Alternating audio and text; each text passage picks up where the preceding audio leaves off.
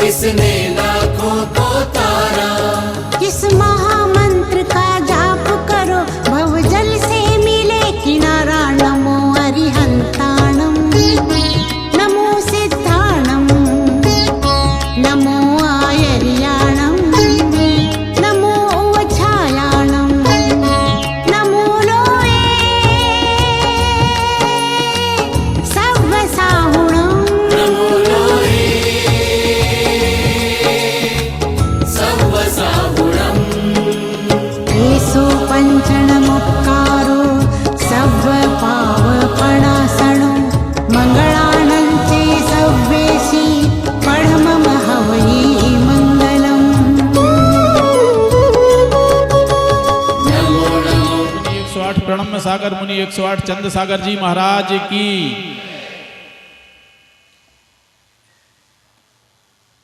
पंचलब्धियों के प्रकरण में हमने विगत दिनों में क्षयोपशम लब्धि, विशुद्धि लब्धि, देशना लब्धि और प्रायोग्य लब्धि के बारे में सुना है। अब उसी क्रम में पांचवी लब्धि करण लब्धि आती है।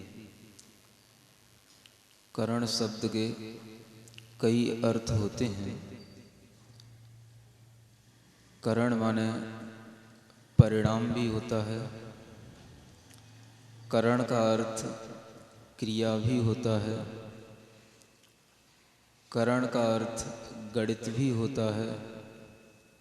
और एक करण साधन के रूप में उपयुक्त होता है, जिसे हम व्याकरण में साधकतमः करण ऐसा कहते हैं। इनमें से करण लब्धि का अर्थ ऐसे परिणामों की प्राप्ति करना है जिन परिणामों के माध्यम से यह आत्मा को सम्यक्त के विरोधी उन सभी कर्मों का उपशमन करना होता है। और उस परिणाम की प्राप्ति के लिए अनेक प्रकार के जो आत्मा में क्रियाएं घटित होती हैं, उन क्रियाओं को भी करण के नाम से कहा जाता है। मुख्य रूप से आगम में 10 करण आते हैं। वह 10 करण कर्म की 10 विशेष क्रियाएं हैं जिनके बारे में हमें थोड़ा थोड़ा ज्ञान होना आवश्यक है। सबसे पहला करण बंध करण आता है। बंध का अर्थ होता है कर्म परमाणुओं का आत्मा के साथ में एक मेक हो जाना। इस तरह से एक मेक हो जाना कि आत्मा और कर्म उन दोनों के जो प्रदेश हैं उनका संश्लेष संबंध हो जाना। और उस संश्लेष संबंध के माध्यम से हम ये पृथक पृथक न कह सकें कि यह आत्मा का प्रदेश है, यह कर्म का प्रदेश है। वह आत्मा और कर्म दोनों के प्रदेश एक दूसरे से मिलकर इस तरह से एकमेक हो जाते हैं कि वह एक दूसरे के स्वभाव को ग्रहण कर लेते हैं। आत्मा के स्वभाव को भी कर्म ग्रहण कर लेता है और कर्म के स्वभाव को आत्मा ग्रहण कर लेती है। यह एक बहुत बड़ी घटना है जो हर एक आत्मा में घटित होती रहती है। आत्मा में कर्म का बंध होने पर उस आत्मा के अंदर भी कर्मगत भाव उत्पन्न हो जाता है। और जब कर्म आत्मा में बनता है तो उस कर्म के अंदर भी ऐसा भाव उत्पन्न हो जाता है कि वह अचेतन होकर के भी इस चेतना को बाधित करने की शक्ति प्राप्त कर लेता है। तत्सत्ति भाव कम्मम। उस कर्म को भाव कर्म कहा जाता है, जिसके माध्यम से उसमें ऐसी शक्ति प्राप्त हो जाती है कि वह उस आत्मा के लिए उसी प्रकार का भाव उत्पन्न करेगा जो भाव उसने आत्मा से ही ग्रहण किया है। अनेक प्रकार के विकारी भावों को ग्रहण करने की वह शक्ति उस कर्म के अंदर आत्मा के माध्यम से आती है, इसलिए उसे भाव कर्म और द्रव्य कर्म दो रूपों में विभाजित किया गया। द्रव्य कर्म तो उस कर्म पुद्गल वर्गणा का नाम है जो कर्म रूप में परिणत हो गया। भावबंध उसका नाम है कि वह उस भाव के रूप में उस आत्मा के साथ में रहेगा जब तक कि उस आत्मा से उसका विनाश नहीं होता है। इस भाव की शक्ति को जब तक हम इस रूप में न स्वीकारें कि आत्मा में भी ऐसा भाव उत्पन्न हो जाता है जिसके कारण से वह हमें राग करा देता है, क्रोध के रूप में ढला हुआ वो कर्म हमें क्रोध करा देता है, मान के रूप में ढला हुआ वह कर्म हमें मान उत्पन्न करा देता है। इस तरह की भाव शक्ति जब उसके अंदर उत्पन्न हो जाती है तो वह कर्म भी हमारे लिए, आत्मा के लिए एक विकृति और विकार उत्पन्न कराने का कारण बन जाता है।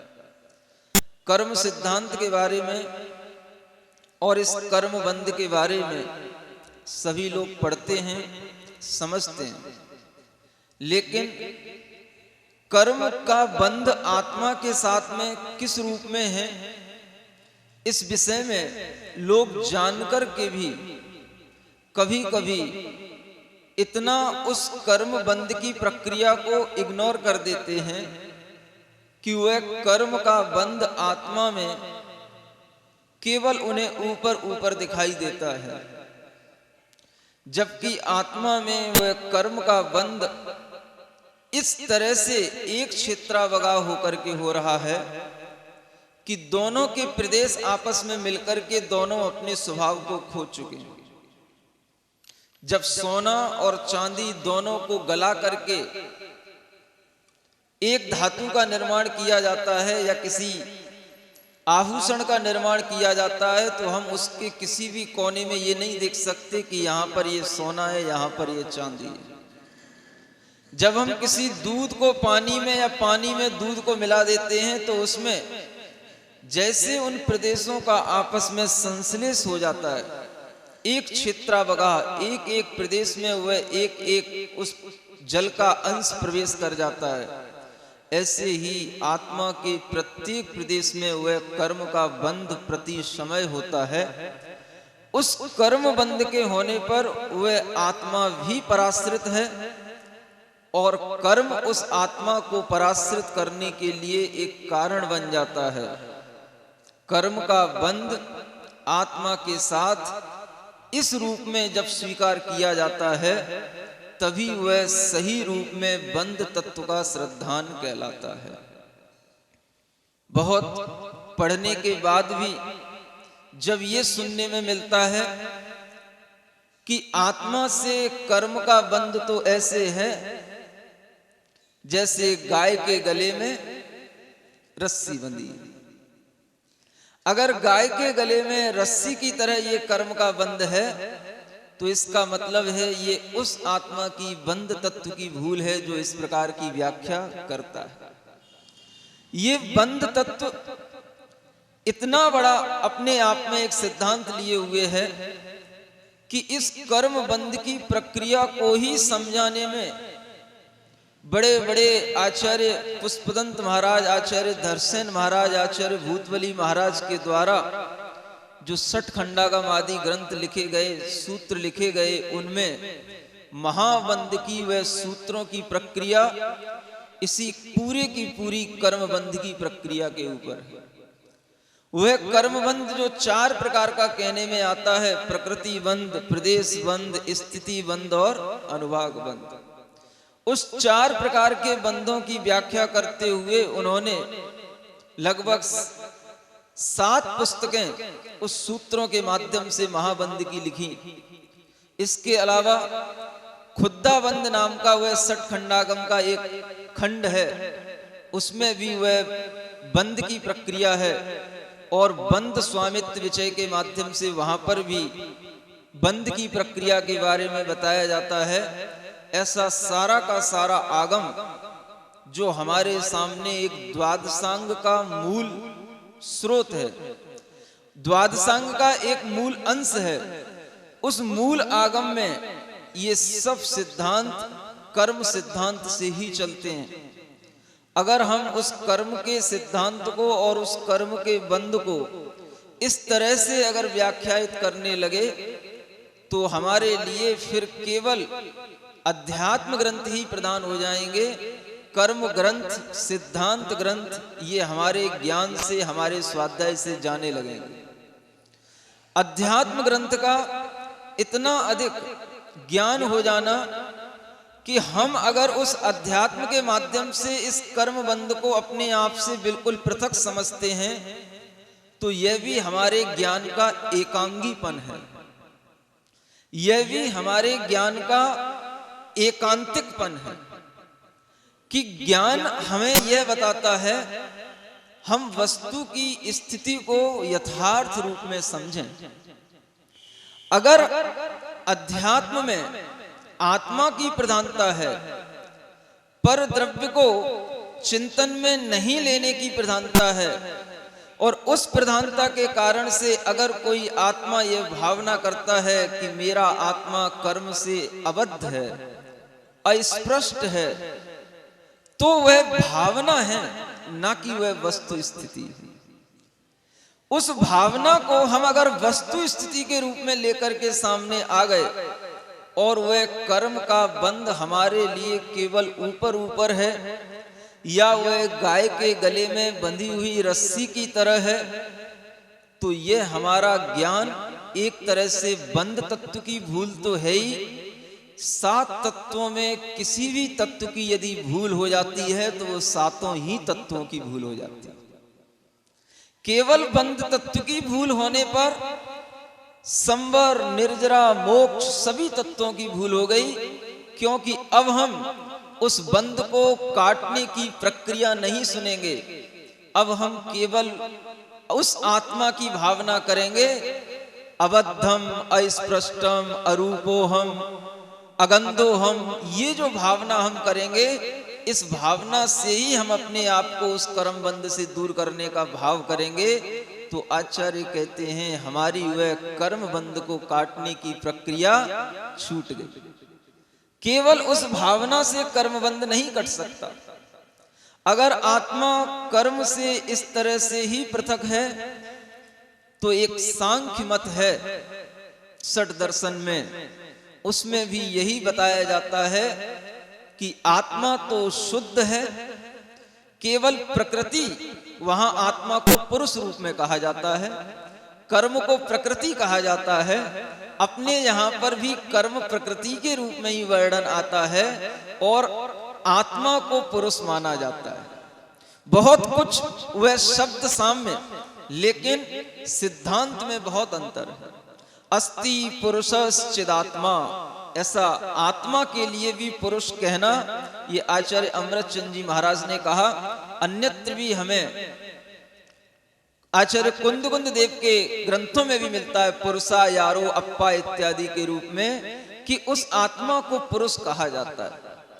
और जो बंधने वाली प्रकृति है, उस प्रकृति को अगर हम अपने से बिल्कुल भिन्न मानते हैं तो ये सांख्य मत कहता है कि प्रकृति ही बंधती है, प्रकृति ही मुक्त होती है, आत्मा तो न बंधती है न मुक्त होती है, आत्मा तो हमेशा अपने स्वभाव में शुद्ध ही रहती है। एक बात और आ जाती है, जब हम आत्मा के स्वभाव की चर्चा करते हैं तो हम कहते हैं आत्मा त्रैकालिक शुद्ध है, आत्मा त्रैकालिक पवित्र है। अगर हम इस प्रकार की व्याख्या ही और इस प्रकार की एकांगी दृष्टिकोण को अपना करके ही हम केवल आत्मा के स्वरूप की व्याख्या करते हैं तो यह भी हमारे लिए एक अन्याय होगा, न्याय नहीं होगा। आत्मा त्रैकालिक शुद्ध है, एक नए की अपेक्षा से है, सर्वथा नहीं। त्रैकालिक शुद्ध कहने से हमारे लिए आत्मा के वह गुण धर्म आ जाते हैं जो कर्म से निरपेक्ष हों। जब हम परम पारिणामिक भाव वाले उस शुद्ध द्रव्यार्थिक नय की अपेक्षा से या परम भाव के ग्राहक उस शुद्ध नय की अपेक्षा से आत्मा को देखते हैं, तभी केवल वह आत्मा ज्ञान स्वरूप, वह ज्ञान सत्ता वाला त्रैकालिक शुद्ध होता है।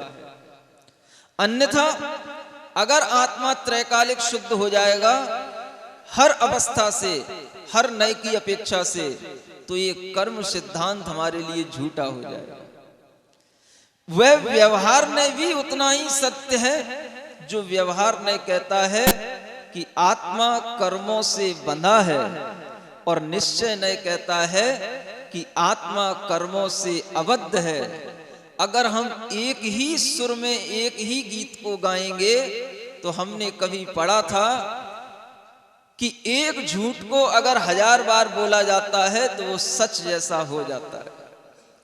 उसी तरह से एक नय की व्याख्या ही हम अगर 1000 बार करेंगे तो बस हमारे दिमाग में वही नय आ जाएगा, दूसरा नय हमसे छूट जाएगा। हमारे लिए एकांत रूप से वह नय दुर्नय बन जाएगा, सम्यक नय नहीं कहलाएगा।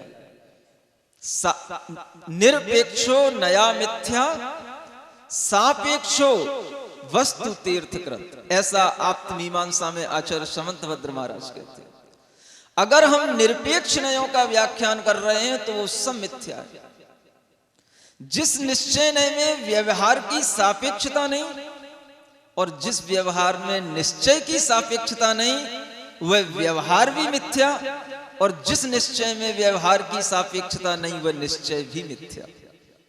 जब हम नयों के व्याख्यान के साथ में वस्तु तत्व का प्ररूपण करते हैं तभी हमें वस्तु का यथार्थ ज्ञान होता है, और वस्तु का यथार्थ ज्ञान करने के लिए हमें दोनों नयों के माध्यम से वस्तु को बताना चाहिए।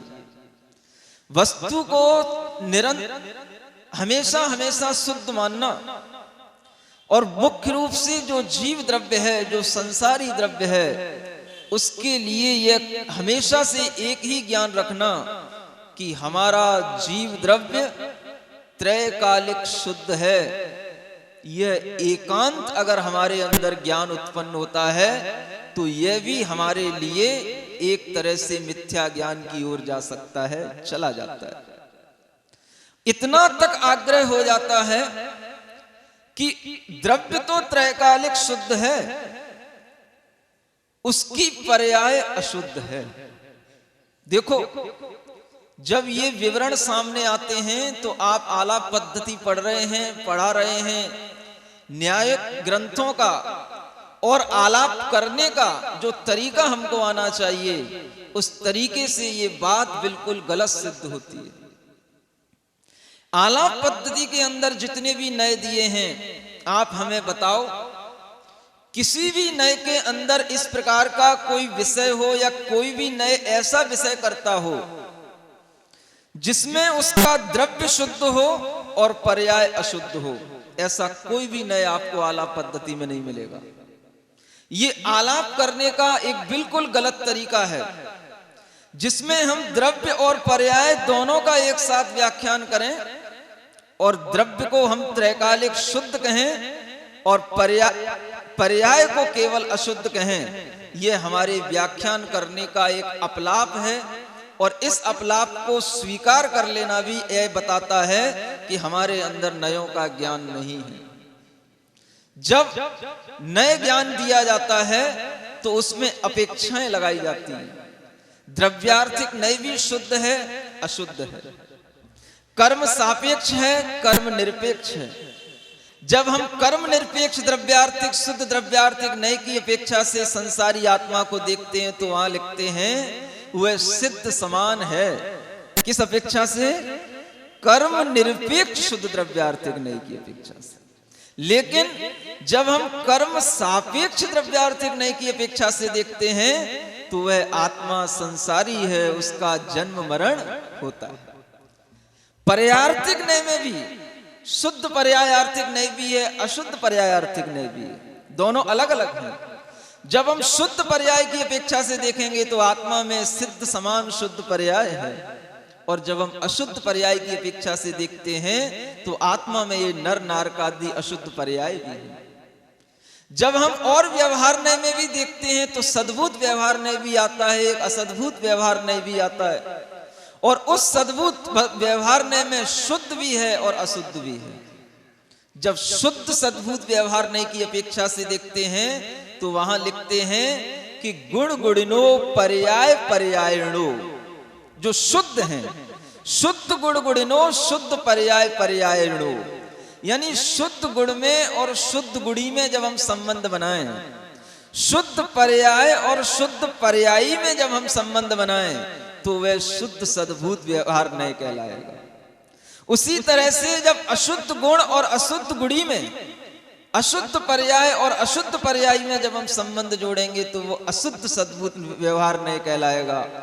कोई भी नय इस प्रकार का व्याख्यान नहीं करता कि उसमें द्रव्य तो शुद्ध कहे और उसकी पर्याय को अशुद्ध कहे। आप विचार करो, किसी भी नय के माध्यम से नए चक्र में यह नहीं कहा गया, और हम इस बात को सुनते हैं, बड़े बड़े विद्वानों के अंदर ये धारणा बनी हुई है द्रव्य त्रैकालिक शुद्ध है, पर्याय ही अशुद्ध है।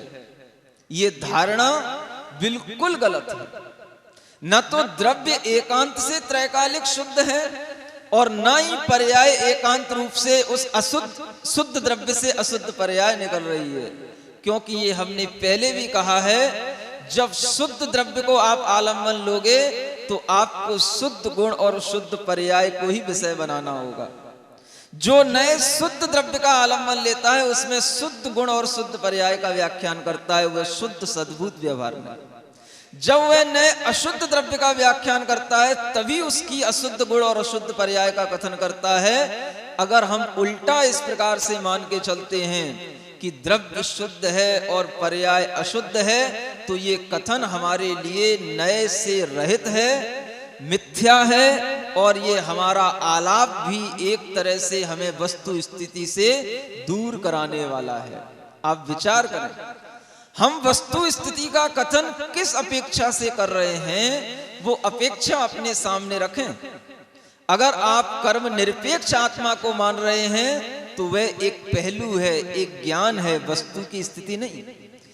कर्म सापेक्ष मान रहे हैं, वह भी एक ज्ञान है, वह भी एक नय है, और ये सब नय हमारे एक अभिप्राय हैं, जिन अभिप्रायों के माध्यम से हम अपने उस श्रुत ज्ञान के माध्यम से उस वस्तु की समग्र स्थिति को जानते हैं। जब हम इस बंद करण को देखते हैं तो बंद करण की व्यवस्था देखने के बाद में हमें इस बंद को भी उसी तरह से स्वीकार करना चाहिए कि व्यवहार नय से आत्मा और कर्म का बंद होता है। व्यवहार नय से आत्मा कर्म बंध से रहित नहीं है। हमें ये व्यवहार नय को भी उतनी दृढ़ता के साथ में रखना चाहिए जितनी दृढ़ता के साथ में हम निश्चय नय को रखते हैं और सुनते हैं। निश्चय नय से आत्मा कर्म बंध से रहित है, ये तो बहुत सुनने में आता है, लेकिन व्यवहार नय से भी ये सत्य है कि वो आत्मा कर्म से बंधा हुआ है। ये लोग बहुत कम बोलते हैं और बोलने की हिम्मत कर पाते हैं, क्योंकि ये हमारे स्वाध्याय की एक कमी रहती है। हम सुना सुनाया ज्यादा बोलते हैं, अपने पढ़ा हुआ और आचार्यों के द्वारा लिखे हुए उस तत्व को चिंतन करने के बाद कम बोलते हैं। इसका यह परिणाम है। कर्म बंध जब ये होता है तो इस कर्म बंध की इस प्रक्रिया में हमें 4 प्रकार के बंध होते हैं: प्रकृति, प्रदेश, स्थिति और अनुभाग। और उस कर्म बंध के भी आचार्यों ने 2 भेद किए हैं। एक कर्म बंध भी बंध है और एक अकर्म बंध भी बंध कहलाता है। एक अकर्म बंध होता है, एक कर्म बंध होता है। जिसे हम अपनी भाषा में कर्म बंध कह रहे हैं, वो वस्तुतः सिद्धांत में अकर्म बंध कहा जाता है। नया जब कभी भी आत्मा में बंध होता है तो उसे अकर्म बंध कहते हैं। जो कर्म रूप में नहीं था पहले आत्मा में, अब वह आत्मा में कर्म के रूप में बंध गया, अकर्म का बंध हुआ, इसलिए उसका नाम हुआ अकर्म बंध। यानी जो पुद्गल वर्गणाएं कर्म के योग्य आत्मा के प्रदेशों पर पहले स्थित थीं, लेकिन बंधी नहीं थी, जब वह बंध गई, कर्म रूप में नहीं थी, उन कर्म रूप में स्थित उन वर्गणाओं को कर्म के रूप में बांधने का नाम है अकर्म बंध। और कर्म बंध क्या कहलाता है? तो आचार्य कहते हैं जो कर्म हमारे अंदर बंधा है उसी में उत्कर्षण होना, अपकर्षण होना, संक्रमण होना, यह कर्म बंध कहलाता है। एक नई चीज है, सिद्धांत ग्रंथों में सब लिखा हुआ है, लेकिन इसमें उत्कर्षण, अपकर्षण और संक्रमण, क्योंकि ये तीनों ही कर्म के अंदर कर्म के द्वारा ही हो गए, और उस संक्रमण, उत्कर्षण, अपकर्षण के माध्यम से जो कर्म के स्वरूप में परिवर्तन आ गया, वह उसका कर्म बंध कहा जाता है। यानी जैसे एक बंध करण है, उसी प्रकार से एक उत्कर्षण करण भी होता है। उत्कर्षण में क्या होता है? कर्म की स्थिति और अनुभाग को बढ़ा देना। जो कर्म बंध चुका है उसी की स्थिति और अनुभाग जब बढ़ जाता है तो उसके लिए उत्कर्षण कहा जाता है। कर्म की स्थिति और अनुभाग को जब हम घटा देते हैं तो वह अपकर्षण कहलाता है। मुख्य रूप से स्थिति और अनुभाग ही आता है, वह अपकर्षण कहलाता है। और संक्रमण में क्या होता है? वह पर प्रकृति रूप में वह संक्रमण हो जाता है। कर्म प्रदेशों का अन्य प्रकृति, जो सजाती प्रकृति होती है, उसके रूप में परिवर्तित हो जाना, यह संक्रमण हो गया। इस संक्रमण, उत्कर्षण और अपकर्षण, इन तीनों में जो करण होते हैं, इनमें भी वस्तुतः यदि हम देखें तो संक्रमण के भी 4 भेद होते हैं। प्रकृति संक्रमण, प्रदेश संक्रमण, स्थिति संक्रमण और अनुभाग संक्रमण। अब इसमें यदि हम देखें तो स्थिति का संक्रमण होना क्या कहलाया? स्थिति का घटना या बढ़ना, ये स्थिति का संक्रमण हो गया। तो ये स्थिति का घटना या बढ़ना जो उत्कर्षण और अपकर्षण था, ये वस्तुतः स्थिति संक्रमण में ही गर्भित हो गया। अनुभाग का भी घटना या बढ़ना जो था वो भी इसी संक्रमण में गर्भित हो गया। यानी कि संक्रमण के 4 भेदों में जो स्थिति और अनुभाग का संक्रमण होता है, उसी में यह उत्कर्षण और अपकर्षण गर्भित हो जाते हैं। खलबली मचने लगी, वो अभी बताएंगे, पहले अभी सुनते जाओ। और उत्कर्षण अपकर्षण के साथ में अब संक्रमण 4 प्रकार का था, अब बचा क्या? प्रकृति और प्रदेश। तो प्रकृति और प्रदेश में प्रकृति संक्रमण क्या कहलाया? एक प्रकृति का दूसरी प्रकृति में परिवर्तित हो जाना, यह प्रकृति संक्रमण हो गया। और प्रदेश संक्रमण क्या कहलाया? एक सजाती प्रकृति का दूसरी सजाती प्रकृति के प्रदेशों में उसके प्रदेशों का पहुंच जाना, यह कहलाया प्रदेश संक्रमण। अब देखा जाए तो इस प्रकृति और प्रदेश संक्रमण में भी कोई अंतर नहीं है। क्या कहा? यानी ये जो प्रदेशों का संक्रमण हो रहा है वो प्रकृति के बिना नहीं है, और प्रदेशों का संक्रमण होना ही वस्तुतः प्रकृति का संक्रमण है। इसलिए प्रदेश संक्रमण को हम प्रकृति के संक्रमण में ही गर्भित कर देते हैं। यानी पर प्रकृति रूप से संक्रमित होने का नाम ही केवल संक्रमण बचता है। संक्रमण में मुख्यता किसकी हो गई? केवल पर प्रकृति रूप से संक्रमण होना, उसी में वह प्रदेश संक्रमण हो गया। बाकी जो स्थिति का संक्रमण, अनुवाग संक्रमण था, वो चला गया उत्कर्षण में और अपकर्षण में। इसलिए उनके लिए अलग करण के रूप में उत्कर्षण करण और उपकर्षण करण रखा है। और संक्रमण करण में मुख्यता किसकी है? पर प्रकृति रूप से संक्रमित हो जाना, ये संक्रमण करण की मुख्यता में आ जाता है। इसीलिए बंधे संकमदी, यानी बंध के होने पर ही उस सजाती प्रकृति में अन्य प्रकृति का संक्रमण होता है। ये बंध के होने पर होता है, इसलिए एक क्रम में भी इसीलिए लिखा जाता है। पहले बंध करण, फिर उत्कर्षण करण, कहीं कहीं पर संक्रमण पहले लिखते हैं, कहीं कहीं पर अपकर्षण करण भी पहले आ जाता है। और अपकर्षण करण ले लें पहले, तो फिर बाद में आ जाता है ये अपना संक्रमण करण। इस तरह से ये लगभग 4 करण हो गए। बंद होने के बाद सत्व की स्थिति बनती है। पहले समय में बंद हुआ और बंद होने के बाद में वही कर्म सत्ता के रूप में चला गया, सत्व के रूप में आत्मा में अवस्थित हो गया। अब वह सत्व कब तक कहलाएगा, इस विषय में आचार्यों के 2 मत हैं। क्या कह रहे हैं? सत्व कब तक कहलाएगा?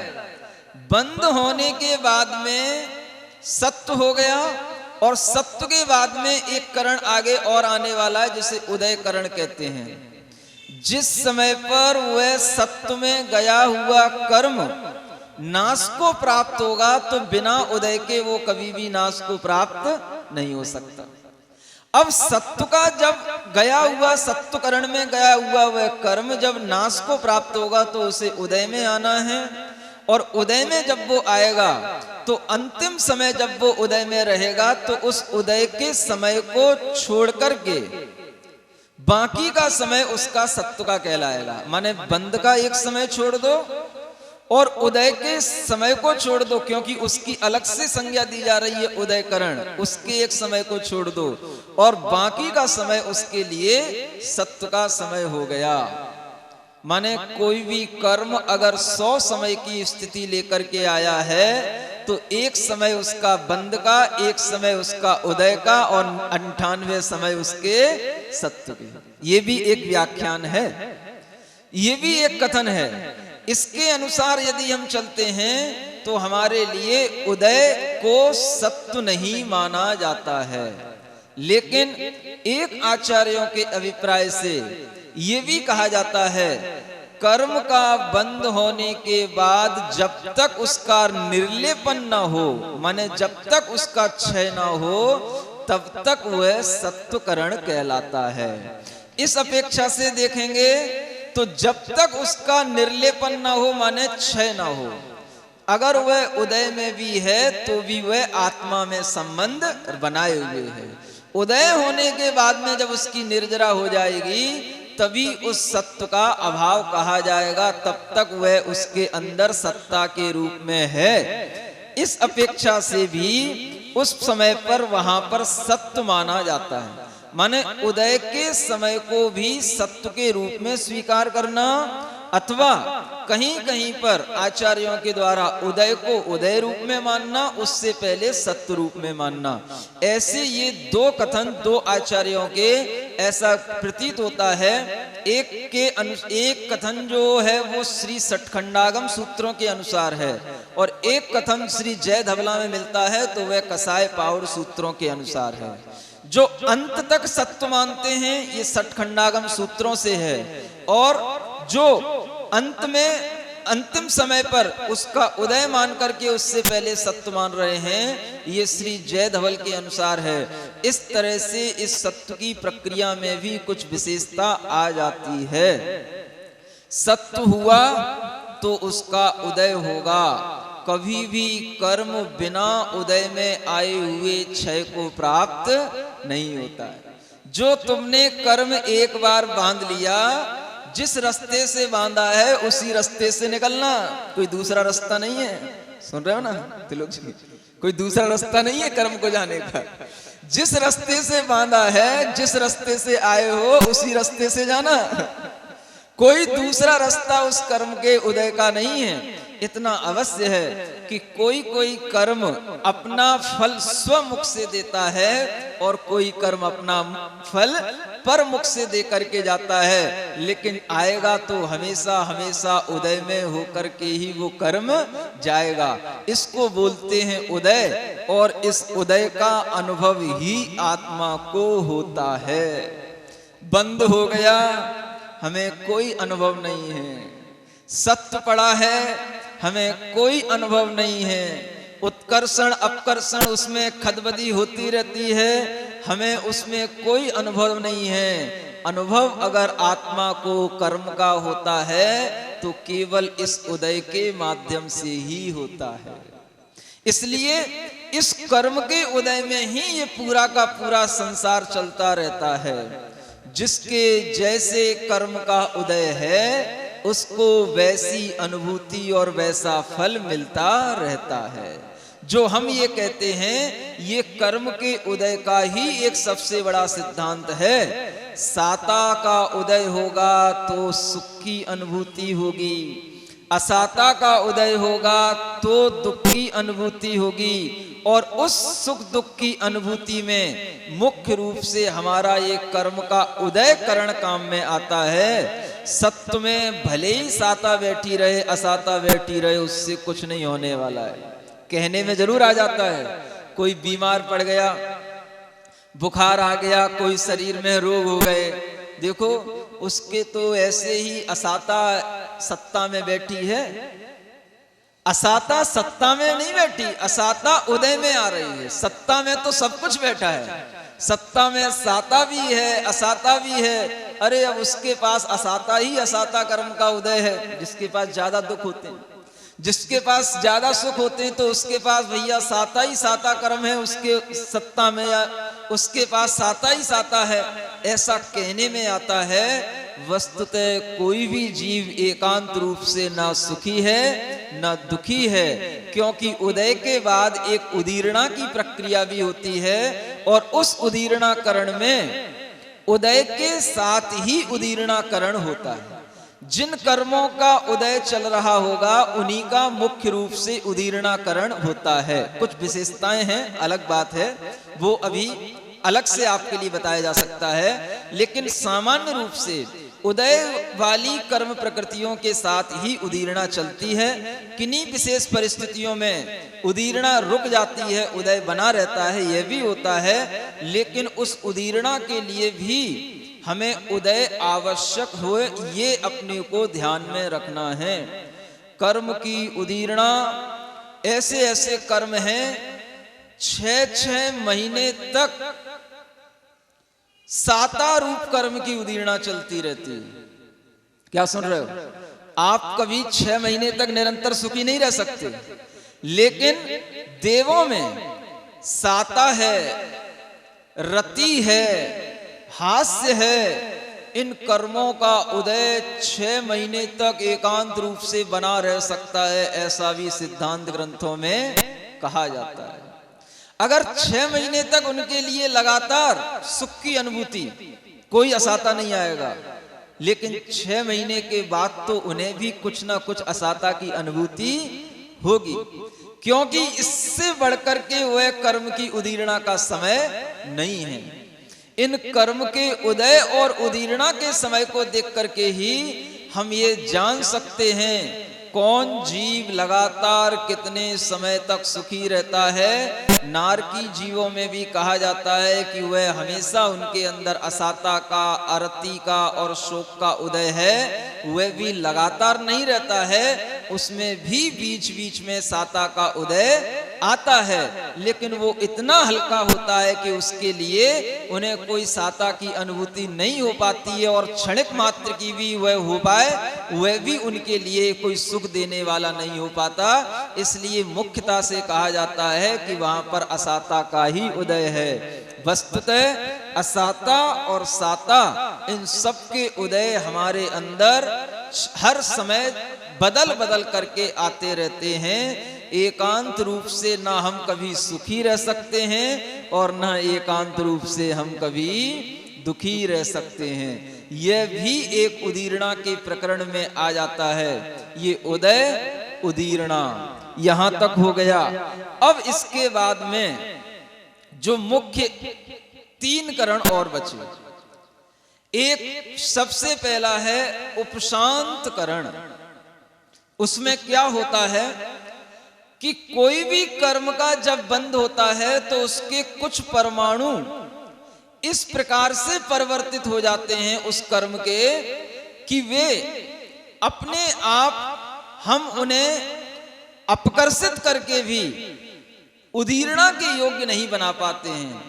वो उनकी प्रतिज्ञा रहती है कि हम अब उदीरणा को प्राप्त नहीं होंगे। कब तक? जब तक कि अनिवृत्तिकरण नाम का 9वां गुणस्थान नहीं आएगा तब तक उनकी प्रतिज्ञा है। उस प्रतिज्ञा को कोई नहीं टाल सकता। अनिवृत्तिकरण उस परिणाम के बिना वह उस उपशांत करण को प्राप्त हुए उन कर्मों का हम उदीरणा के द्वारा लाकर के पहले उनका विनाश नहीं कर सकते। ये उन कर्मों का एक स्वभाव है और इस स्वभाव का नाम है उपशांत करण। इसी तरह से एक होता है निधत्तीकरण। निधत्तीकरण में क्या? जो कर्म बंध बना है वह ऐसे भी कुछ कर्म के परमाणु अपने आप में हो जाते हैं कि वह स्वभाव से ही उनकी ऐसी स्थिति बन जाती है कि हम उन्हें न उदीरणा के योग्य कर सकते हैं न हम उनका संक्रमण कर सकते हैं।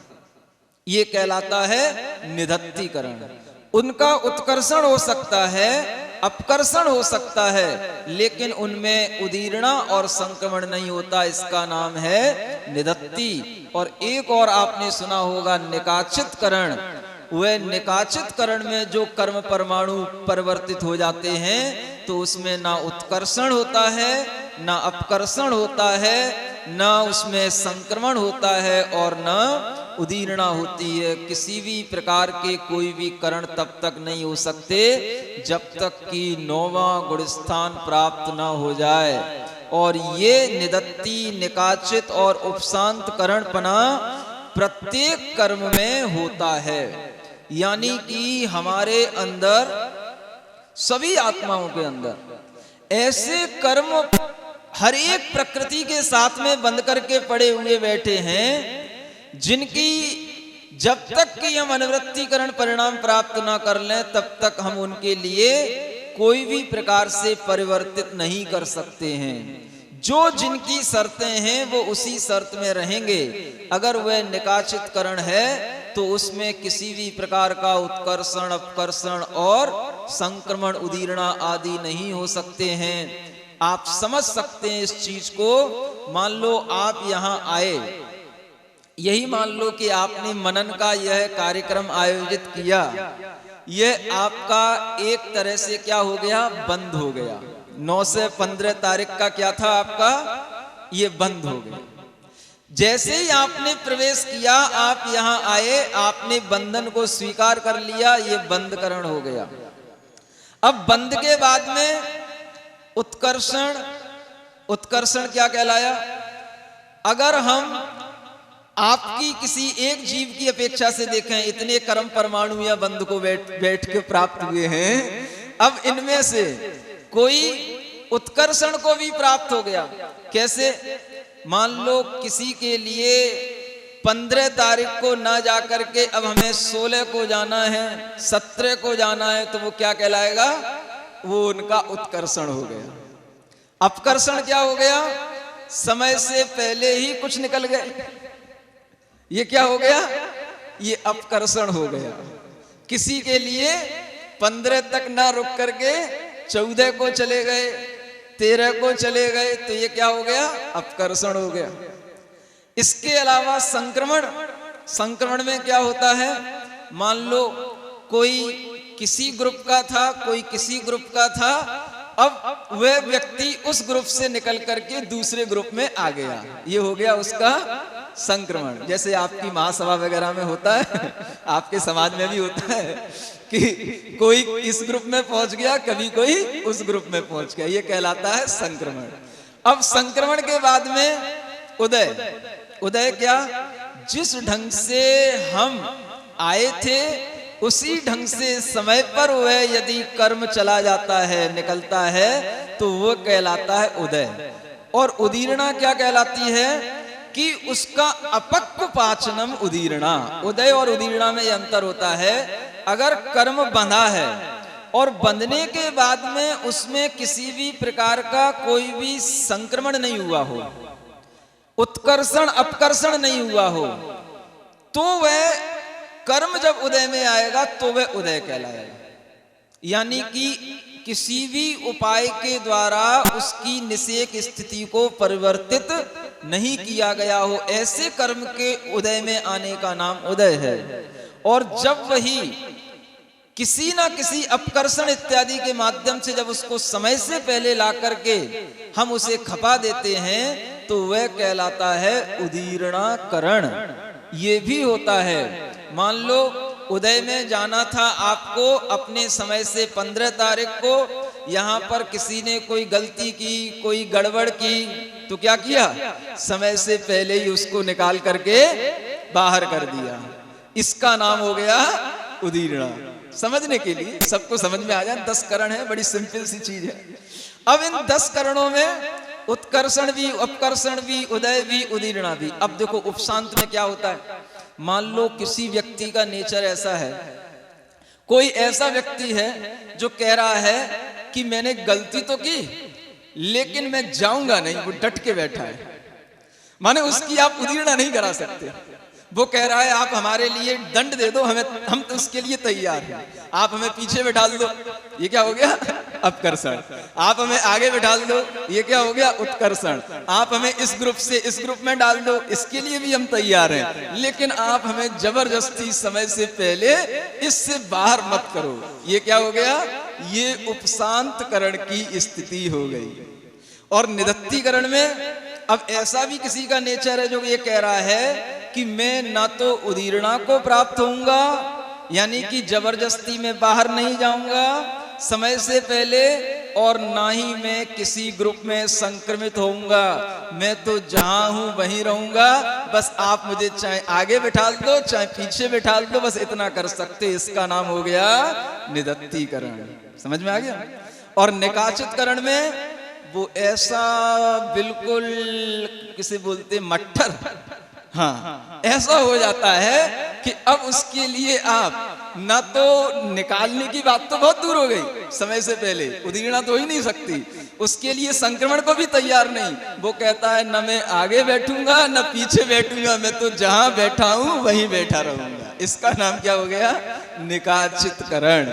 इस तरह से इन कर्मों के परमाणुओं में इस प्रकार के स्वभाव पड़ जाते हैं। आचार्यों ने वहां पर एक शब्द दिया, प्रतिज्ञा। माने कर्म के अंदर भी एक प्रतिज्ञा आ जाती है, संकल्प आ जाता है कि हम ऐसा ही करेंगे, ऐसा नहीं करेंगे। इस प्रतिज्ञा को भी हम उसकी भाव शक्ति कह सकते हैं, जो हमने शुरुआत में बताया था कि कर्म के अंदर भी ऐसी भाव शक्ति पड़ जाती है जिसका प्रभाव हमारी आत्मा पर अवश्य पड़ा रहता है। तत्सत्ति भाव कम्मम दु, ऐसा कर्म कांड में, माने उस कर्म की शक्ति का नाम ही भाव कर्म है।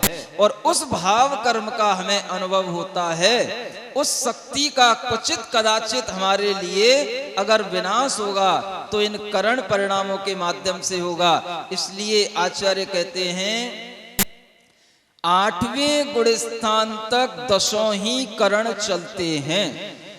एक आयु कर्म का संक्रमण करण छोड़ करके आयु का आपस में संक्रमण करण नहीं होता, बाकी 10 करण ये 8वें गुण स्थान तक चलते हैं। 9वें गुण स्थान से ये 3 करण उपशांत, निदत्ती और निकाचित, इनका विच्युत्ति हो जाती है। और इसके अलावा जो 7 करण बचे, ये 7 करण आपके चलेंगे आगे के 11वें गुण स्थान तक। 11वें में एकमात्र मिथ्यात्व की प्रकृति का, सम्यक मिथ्यात्व की प्रकृति का संक्रमण करण होता है। वह संक्रमण करण भी वहां पर छूट करके आगे के गुण स्थान में 12वें और 13वें तक 6 करण चलते रहते हैं। मतलब विचार करो, सयोग केवली भगवान के अंदर कितने करण चल रहे हैं। कर्म का बंध भी हो रहा है कर्म का उत्कर्षण भी हो रहा है, कर्म का अपकर्षण भी हो रहा है, कर्म का सत्व भी हो रहा है, कर्म का उदय भी चल रहा है और कर्म की उदीरणा भी हो रही है। ये 6 करण केवली भगवान के अंदर भी चल रहे हैं। कर्म का उदय और कर्म की उदीरणा वहां तक चलती है। उसके बाद में इन 6 करणों में बाकी के 4 करण छूट जाते हैं, 2 करण बस, सत्व और उदय। ये 2 करण केवल 14वें गुण स्थान में रह जाते हैं। यानी 14वें गुण स्थान में जो केवली भगवान हैं, उनके लिए कर्म का बंध नहीं है, अपकर्षण उत्कर्षण कुछ भी नहीं है, केवल वहां पर वो सत्व है और कर्म का उदय है। अब वह सत्व ही निकल रहा है उदय के माध्यम से, बस केवल इतनी प्रक्रिया वहां पर रह जाती है और उसके बाद में वह जब उदय और के माध्यम से सत्व का पूरा नाश हो गया तो वह सिद्धत्व की प्राप्ति हो गई। उसमें वहां पर वह सब करणों से, कर्मों से वह रहित अवस्था हो गई। इसका नाम है कर्मों की 10 करणों की एक सामान्य व्यवस्था। इसमें भी बीच में एक ईर्यापथ आश्रव आता है, यानी केवली भगवान के लिए जो कर्म का बंध होता है, वह कर्म का बंध कैसा होता है कि वह एक समय की स्थिति वाला कहा जाता है। वस्तुतः वो एक समय की स्थिति भी नहीं है, क्योंकि इससे पहले हम और किसी कर्म की बंध स्थिति को बना नहीं सकते।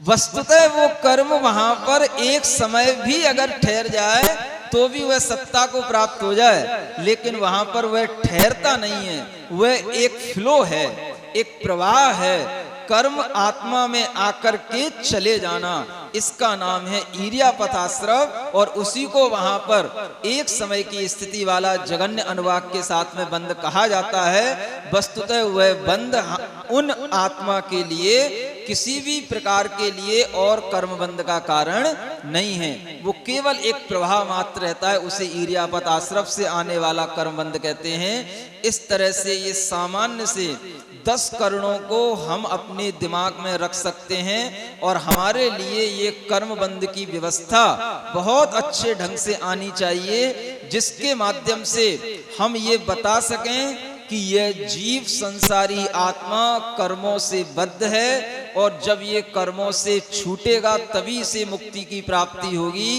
केवल इस जीव के लिए इस तरह से कहना कि कर्म तो ऊपर ऊपर से हैं, भाव कर्म ऊपर ऊपर तैरते रहते हैं, कर्म गाय के गले में बंधी हुई उस रस्सी के समान है, ये सब अनर्गल प्रलाप हैं, इनका सिद्धांत से कोई भी सरोकार नहीं है। कर्म बंध की इस प्रक्रिया को हम जान करके हम इस व्यवहार नय को भी सुदृढ़ रूप से प्रस्तुत करना सीखें, ताकि हमारे लिए व्यवहार नय भी यथार्थ और सम्यक ज्ञान की कोटि में आए। अब इस व्यवहार नय को सम्यक ज्ञान की कोटि में लाना है। ये व्यवहार नय को झूठा बता बता करके झूठे लोगों ने 1000 बार झूठ बोल करके उसे सच बना दिया। क्या समझे? हमने बोला ना, एक झूठ को अगर 1000 बार बोलोगे तो वो सही लगने लग जाता है। ऐसे ही इस झूठ को 1000 बार बोल बोल करके सबके दिमाग में आ गया कि ये व्यवहार झूठा है। ये व्यवहार झूठा नहीं है। अगर ये व्यवहार झूठा हो जाएगा तो कर्म का बंध, उदय, प्रक्रिया और ये संसार में जो ये आत्मा का परिणमन, ये सब झूठा हो जाएगा।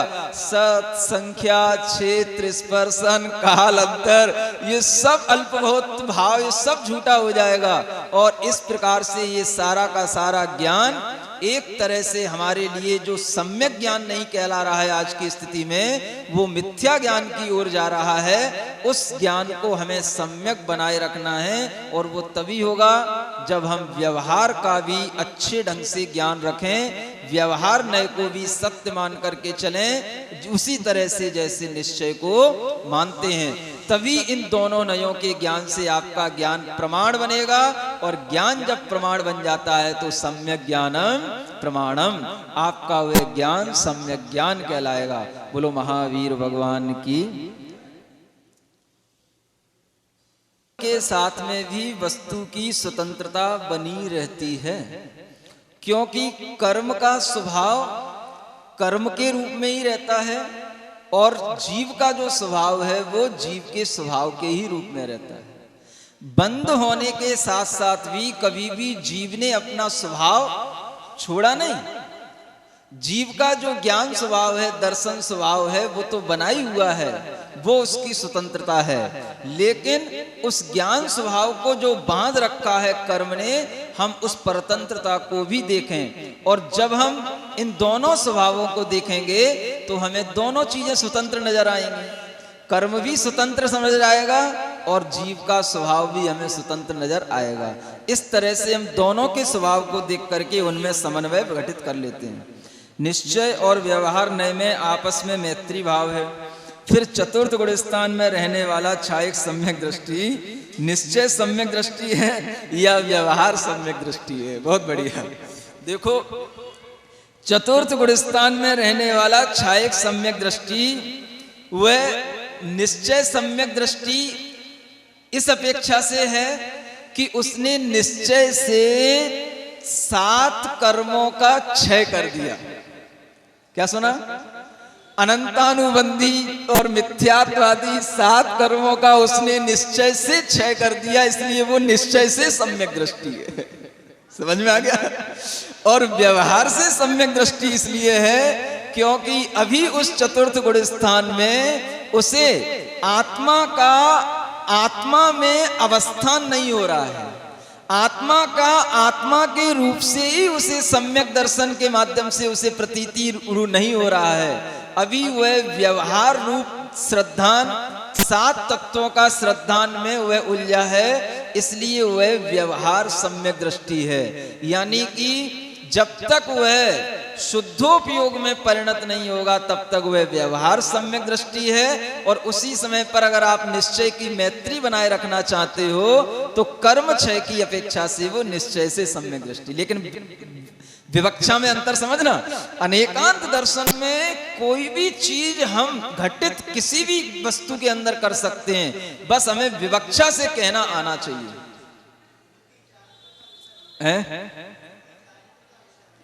अनुभूति चारित्र का विषय बनेगी, इसीलिए अनुभूति निश्चय में होती है।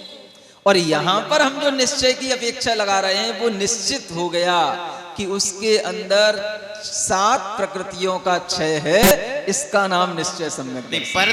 पर द्रव्यंते भिन्न आप में रुचि सम्यक तो भला है। हाँ, जो एक निश्चय सम्यक दर्शन कहा गया है, हाँ, वो फिर कैसे घटित हो रहा है? ऐसे पर द्रव्यंते भिन्न आप में रुचि, माने अपनी आत्मा में ही वह श्रद्धान रूप जब उसकी परिणति आती है तो वह अपनी आत्मा की श्रद्धानात्मक परिणति शुद्धोपयोग में आती है। उससे पहले उसकी ज्ञानात्मक परिणति रहती है। चतुर्थ गुण स्थान में शुद्धोपयोग की बात बनने लगेगी फिर तो। क्यों बनने लगेगी? ये पर द्रव्यंते भिन्न आप में रुचि से नहीं, रुचि, भावना की अपेक्षा नहीं बनेगी। भावना तो कहा ही, भावना का नाम निश्चय सम्यक दर्शन नहीं है। देखो, पहले ही दिन बताया था जो अनेक प्रकार के मतलब संदर्भ दे करके भावना तो करना, शुद्धात्मा की भावना करना, निश्चय से आत्मा के स्वभाव की भावना करना, लेकिन उसे निश्चय सम्यक दर्शन मानने की भूल नहीं करना। नहीं, वो निश्चय किस अपेक्षा से?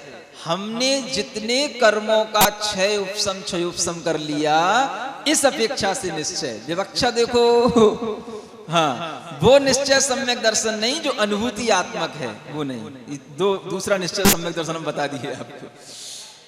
निश्चय नय को भूतार्थ एवं व्यवहार नय को अभूतार्थ कहा जाता है। इसका क्या अभिप्राय है? इसका यह अभिप्राय है कि हम उस व्यवहार को छोड़ते चले जाते हैं।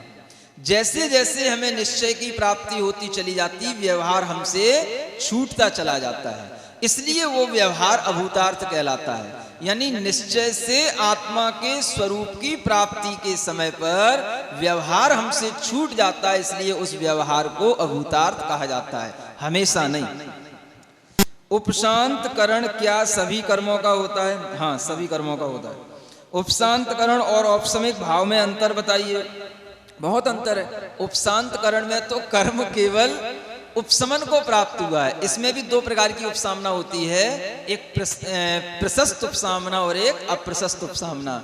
तो करण के माध्यम से जो उपशमन किया जाता है मोहिनी कर्म का, वह प्रशस्त उपसामना कहलाती है। अन्य कर्मों में जो इस प्रकार से इस उपशांतकरण के योग्य जो स्थिति पड़ी है वो उसका अप्रशस्त उपसामना कहलाएगी, जो हमेशा हमेशा उस कर्म में पड़ी रहती है।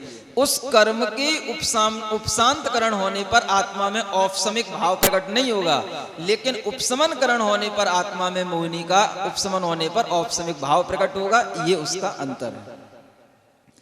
मुनि महाराज कौन से निदत्ति निकाचित रूप कर्मों का बंद करते हैं? ये तो प्रत्येक कर्म में स्वभाव है, और सभी कर्म जो बंद प्राप्त होते हैं उनमें कुछ ना कुछ, जैसे बोलते हैं ना, हर घर में हर परिवार में एक न एक आदमी ऐसा मिल जाएगा जो उसकी गति अलग रहती है, नहीं समझे? आदि द्वारा फल देने वाले कर्मों का उदय नहीं होता। क्या मतलब? अपकर्षण और उत्कर्षण द्वारा फल देने वाले कर्मों का उदय नहीं होता। उदय तो होगा, जो कर्म अपकर्षण को प्राप्त हो गए उसका भी उदय होगा, जो कर्म उत्कर्षण को प्राप्त हुए उनका भी उदय होगा। बिना उदय के जाओगे उन कर्म का अभाव कैसे होगा? उदय तो सभी का होता है। बंद के समय को सत्व का समय मानने में क्या बाधा? बाधा नहीं है, ये एक विवक्षागत अभिप्राय है, बाधाएं कुछ भी नहीं है। बंद के समय को सत्व का समय नहीं माना गया है। क्या कह रहे हैं? ये प्रश्न ही अलग हो गया। बंद के समय को सत्व का समय नहीं, बंद का समय छोड़ करके सत्व होगा, क्योंकि बंद के समय पर वह सत्व नहीं हुआ। बंद के समय पर तो केवल उसका बंद हुआ, एक समयगत बंद, उसके बाद में वह सत्व के रूप में आत्मा में स्थित हो गया।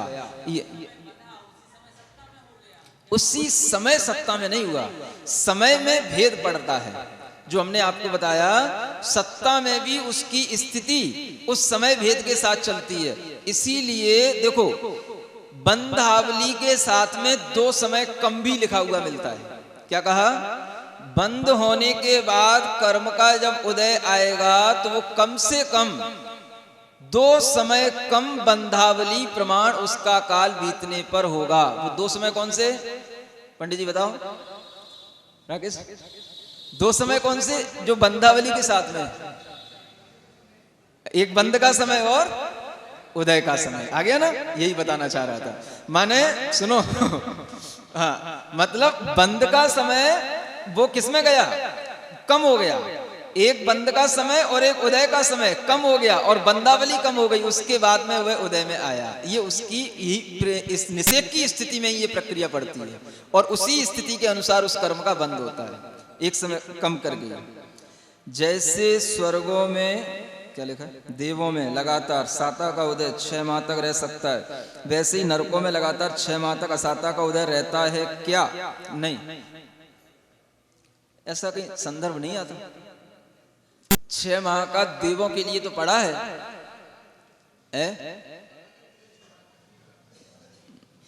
पंडित जी कह रहे हैं 6 माह का उदय असाता का भी है, लेकिन अभी हमें पढ़ने में नहीं आया। आप हमें दिखा देना, अगर है तो कोई बात ही नहीं।